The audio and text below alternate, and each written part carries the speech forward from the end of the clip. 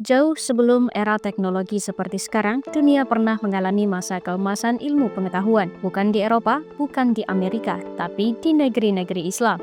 Dari matematika hingga kedokteran, dari astronomi hingga teknik mesin, para ilmuwan muslim memainkan peran besar dalam membentuk fondasi ilmu pengetahuan modern.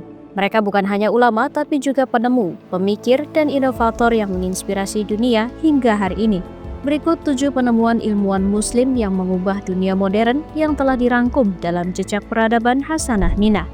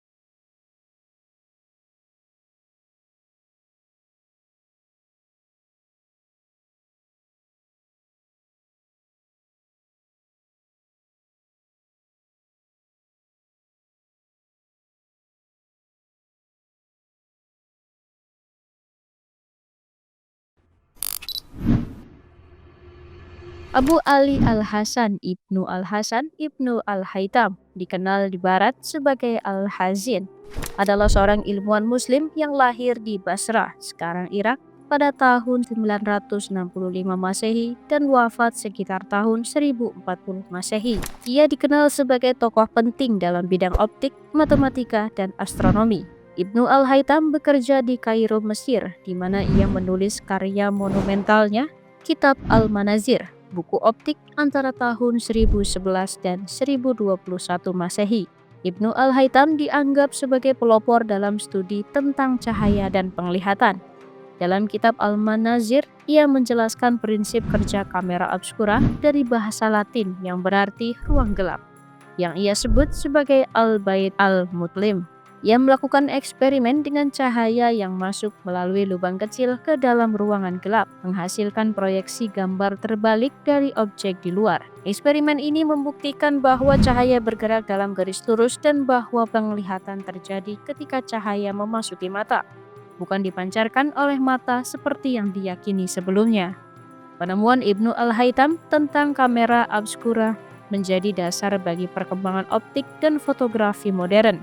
Karyanya diterjemahkan ke dalam bahasa Latin pada abad ke-12 dan memengaruhi ilmuwan Eropa seperti Roger Bacon dan Johannes Kepler. Ibnu Al-Haytham juga dikenal sebagai pelopor metode ilmiah karena pendekatannya yang sistematis dalam eksperimen dan observasi.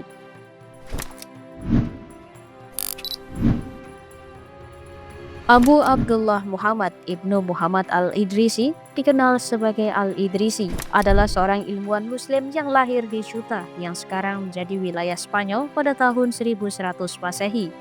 Ia dikenal sebagai ahli geografi dan kartografer terkemuka pada masanya. Al-Idrisi menghabiskan sebagian besar hidupnya di Palermo, Sisilia, di bawah naungan Raja Roger II dari Norman. Di sana, ia mengembangkan karya-karya geografi yang menjadi tonggak dalam sejarah kartografi. Salah satu karya monumental Al-Idrisi adalah peta dunia yang dikenal dengan nama Tabula Reggiana yang diselesaikan pada tahun 1154. Peta ini merupakan hasil dari proyek besar yang melibatkan pengumpulan data dari berbagai sumber, termasuk penjelajah dan ahli geografi yang dikirim ke berbagai penjuru dunia. Al-Idrisi juga menggunakan peta-peta kontemporer dan karya-karya ahli geografi Yunani kuno seperti Ptolemus sebagai dasar dalam pembuatan peta ini. Peta Tabula Reggiana memiliki orientasi yang unik, dengan selatan di bagian atas dan utara di bagian bawah, mengikuti tradisi peta Arab pada masa itu. Peta ini menggambarkan daratan Eurasia secara keseluruhan dan sebagian benua Afrika bagian utara dengan detail dan akurasi yang tinggi untuk zamannya. Karya Al-Idrisi menjadi referensi utama dalam dunia geografi dan kartografi selama berabad-abad, baik di dunia Islam maupun Eropa. Peta-petanya digunakan oleh para penjelajah dan ilmuwan untuk memahami dunia dan merencanakan perjalanan. Al-Idrisi juga dikenal sebagai pelopor dalam pembuatan globe, yang merupakan representasi tiga dimensi dari bumi.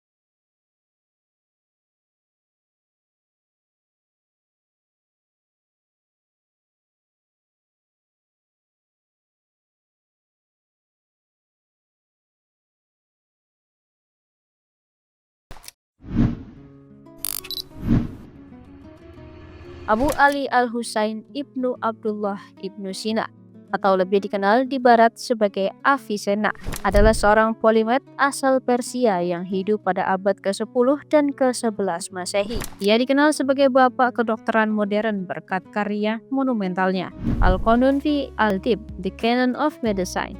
Selain itu, Ibnu Sina juga memberikan kontribusi signifikan dalam bidang psikologi dan kesehatan mental. Ibnu Sina memandang jiwa sebagai substansi rohani yang menghidupkan jasad dan menjadi alat untuk memperoleh pengetahuan serta mengenal Tuhan. Ia membagi jiwa manusia menjadi 3 potensi dasar. Pertama, jiwa sensorik, berkaitan dengan indera dan persepsi. Kedua, jiwa imajinatif, menyimpan gambaran dan pengalaman masa lalu. Ketiga, jiwa rasional, kemampuan berpikir dan merenung. Ketidakseimbangan antara ketiga potensi ini dapat menyebabkan gangguan mental. Untuk itu, Ibnu Sina menawarkan terapi yang melibatkan aspek fisik, mental, emosional, dan spiritual. Terapi fisik meliputi penggunaan obat-obatan herbal, terapi asap, dan diet. Terapi mental mencakup latihan mental dan pengendalian emosi, sementara terapi spiritual melibatkan ibadah dan perenungan. Ibnu Sina juga dikenal dengan pendekatan psikosomatiknya yang menganggap bahwa gangguan mental dapat mempengaruhi kondisi fisik tubuh. Ia menyarankan perubahan gaya hidup, penggunaan aromaterapi, dan terapi musik sebagai bagian dari pengobatan depresi dan gangguan mental lainnya. Pemikiran Ibnu Sina tentang kesehatan mental telah mempengaruhi perkembangan psikologi dan kedokteran, baik di dunia Islam maupun Barat. Karya-karyanya menjadi referensi penting dalam memahami hubungan antara tubuh dan jiwa, serta pentingnya keseimbangan keduanya dalam menjaga kesehatan mental. Demikianlah perjalanan kita melalui berbagai kisah ilmiah dan sejarah yang menginspirasi dalam jejak peradaban Hasanah Mina. Setiap tokoh dan penemuan yang telah kita bahas menunjukkan betapa besar kontribusi umat Islam terhadap peradaban dunia, termasuk dalam bidang ilmu pengetahuan, teknologi, dan kesehatan. Sejarah ini tidak hanya memperkaya wawasan kita, tetapi juga mengingatkan kita akan pentingnya terus mengembangkan ilmu dan teknologi dengan dasar moral dan etika yang kuat.